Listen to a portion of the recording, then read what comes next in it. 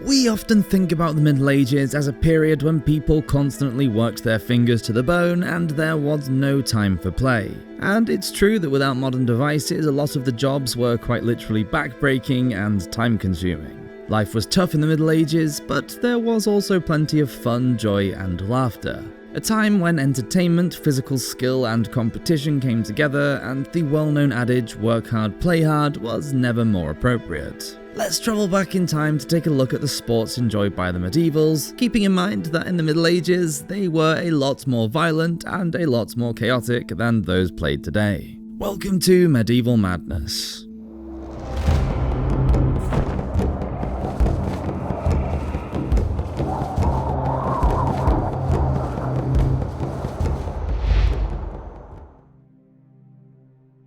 Childhood memories. Across Europe, the growth of sports and games was helped along by the Catholic Church. It insisted that Sunday was kept as a special day when no work was allowed and gave the people a constant stream of holy days perfect for the community to come together and celebrate. The church also provided the ideal setting where many of the games were played, namely the churchyard. William Fitzstephen was a cleric in the service of the English Archbishop Thomas Becket. When Becket was martyred in the 12th century, Fitzstephen composed his biography. He also wrote about the city of London and described some of the things that the medieval citizens enjoyed getting up to during their time off. He wrote, quote, "Each year upon the day called Carnival, to begin with the sports of boys, for we were all boys once, boys from the schools bring fighting cocks to their master, and the whole forenoon is given up to the boyish sport. For they have a holiday in the schools that they may watch their cocks do battle." After the cockfights had finished and dinner had been eaten, Fitzstephen said, quote, "All the youth of the city go out into the fields in a much frequented game of ball. The scholars of each school have their own ball, and almost all the workers of each trade have theirs also in their hands. Elder men and fathers and rich citizens come on horseback to watch the contests of their juniors, and after their fashion are young again with the young." So it would seem that all the young dudes, both students from several different colleges and apprentices of all trades, come together to play a game of ball, whilst their fathers cheer them on from the sidelines, much like the youth football games played today. Running with the crowd. Camp ball was a sport that involved fighting over ownership of a ball. Derived from the Anglo-Saxon word for battle, camp ball was the forerunner to modern football, or soccer as the Americans like to call it, that is played today. Two teams made up of everyone in the village lined up on a center line, the goals sometimes a few hundred yards apart, at other times if the competition was between two villages, they might be several miles apart. The ball could be made from leather stuffed with horsehair or a pig's bladder filled with dried peas. It was thrown up into the air and then everyone scrambled for possession. The rules were unclear, but the ball could be passed, thrown or kicked until it passed one of the goals and then the game was won. The English priest and poet Layman talks about a ball game in Brut, the Chronicle of Britain, which he wrote around the end of the 12th century. In it he states that, quote, "Some drive balls far over the fields," and this is the earliest mention of the word ball in the English language. In 1280, at a game near Ashington in Northumberland, a player was killed when he ran onto the dagger of an opposing player, which today I'm pretty sure would be considered a red card. In the plea rolls of 1283 in Cornwall, the team game La Saule is mentioned. On this particular occasion, another man named Roger was accused of striking a fellow player with a stone and killing him. The ball game La Saule originated in Normandy, northern France, and was played with a solid or hollow ball made from wood or leather. The latter was filled with hay, moss, bran or horsehair, and sometimes the balls had wooden pom-poms attached. Players could use either hands, feet or sticks to reach their opponent's goal, and many injuries including broken arms and legs were of course reported. In 1303, Thomas of Salisbury, a student at Oxford University, found his brother Adam dead. Allegedly, he was killed by some Irish students whilst playing football in the High Street. Not surprisingly, the English King Edward II banned football in 1314 in London. The Lord Mayor issued the decree on his behalf stating, quote, "There is a great noise in the city caused by hustling over large footballs in the fields of the public, from which many evils might arise which God forbid. We command and forbid on behalf of the king, on pain of imprisonment, such game to be used in the city in the future. King Philip IV of France followed suit and banned the game of La Salle in 1331.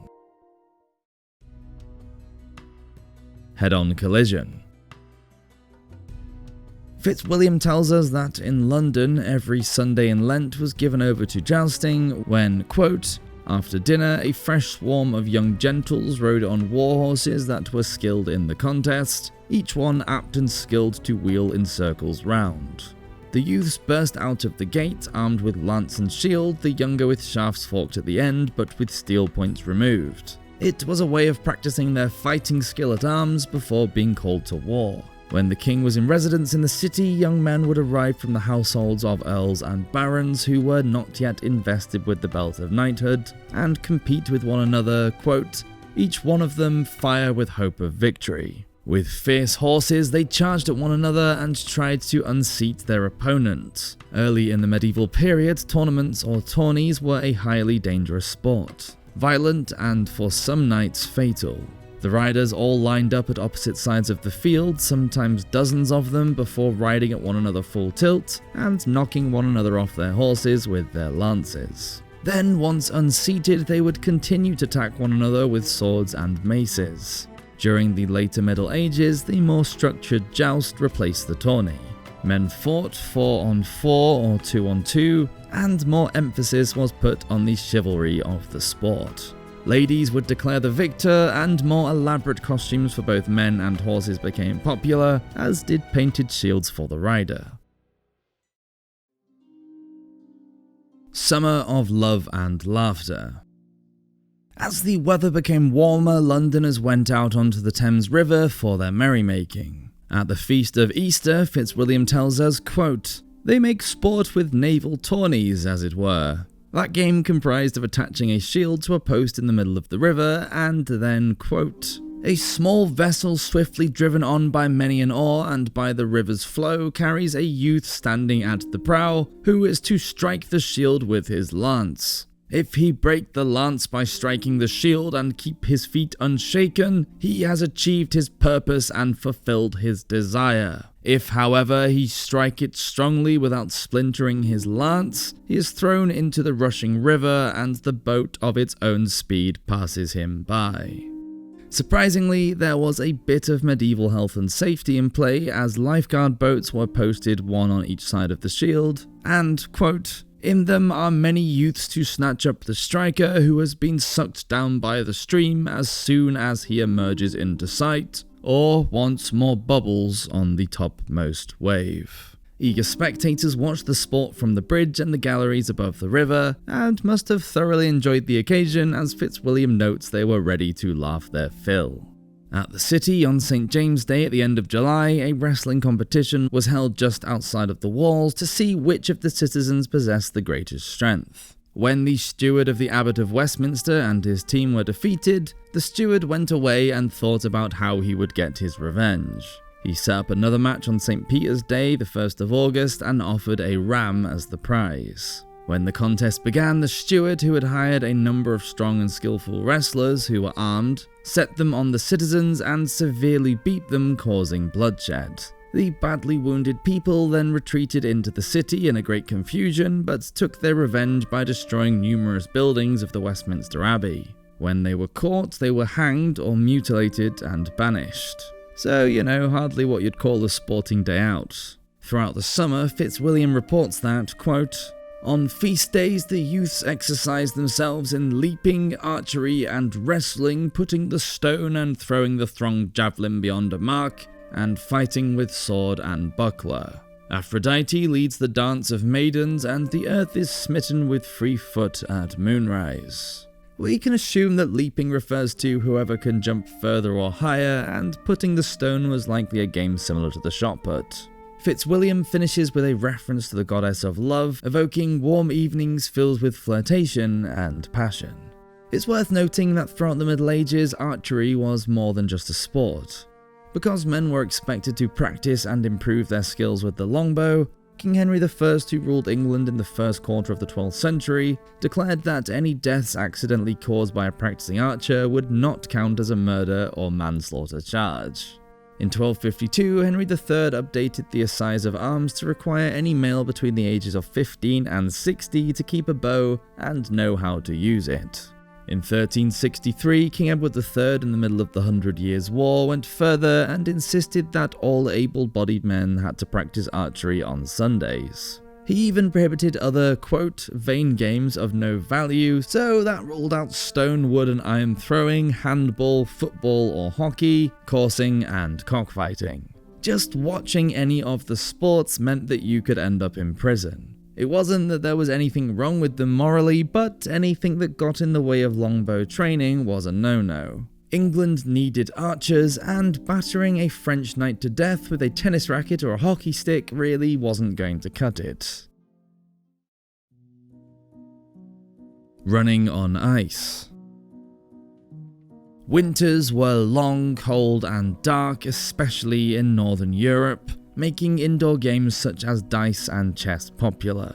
According to Fitzwilliam, blood sports were highly popular too, and, quote, on almost every feast day before dinner, whether foaming boars and hogs, themselves soon to be bacon, fight for their lives, or fat bulls with butting horns, or huge bears do combats to the death against hounds let loose upon them. According to Fitzwilliam, other entertainments were not as violent. He wrote that, quote, when the city is frozen, dense throngs of youths go forth to disport themselves upon the ice. Some, gathering speed by a run, glide sidelong with feet set well apart over a vast space of ice. As well as sliding along as far as they could go, people allowed themselves to be dragged along by their friends on seats of ice like millstones. And apparently they were going too fast, with every single one of them falling upon their faces. The ones who are more skilled to the sport upon the ice, quote, fits to their feet these shin bones of beasts, lashing them beneath their ankles, and with iron-shod poles in their hands, they strike ever and anon against the ice, and are borne along swift as a bird in flight. Some even race against one another from a great distance, and raising their poles, strike one another. Quote, one or both fall not without bodily hurt, since on falling they are borne a long way in opposite directions. Somehow, with the medievals, it always feels like violence is never very far away. Thank you so much for watching this episode of Medieval Madness. Please do subscribe if you enjoyed the video, and as always, I'll see you next week for another one. Cheers, guys!